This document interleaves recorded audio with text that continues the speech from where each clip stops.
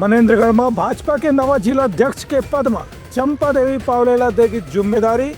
स्थानीय चुनाव में पार्टी ला जीत दिलाए के लीन आवे संकल्प। मनेन्द्रगढ़ चिरमिरी भरतपुर जिला में भारतीय जनता पार्टी संगठन डहारले चंपा देवी पावलेला नवा अध्यक्ष निर्वाचित करेगे है। ये नियुक्ति पूर्व सांसद कमल भान सिंह डहारले सैकड़ों भाजपा कार्यकर्ता मन के बीच में करेगी। इस मौका में छत्तीसगढ़ के स्वास्थ्य मंत्री श्याम बिहारी जायसवाल, पूर्व विधायक चंपा देवी पाटले, जिला पंचायत अध्यक्ष खुरिया रेणुका सिंह, पूर्व जिला अध्यक्ष लखनलाल श्रीवास्तव और जिला अध्यक्ष अनिल केसरवानी सहित भाजपा के जिला पदाधिकारी और कार्यकर्ता मौजूद रहे हैं।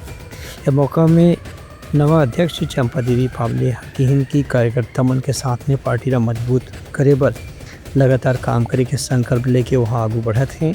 उपस्थित नेता मन भी बधाई देत चंपा देवी पावले हकीहिन की अवैया स्थानीय निकाय के चुनाव में पार्टी ला बड़े पैमाने में सफलता दिलाना उनका सबसे पहली प्राथमिकता है। ब्यूरो रिपोर्ट, उतलंघा न्यूज़।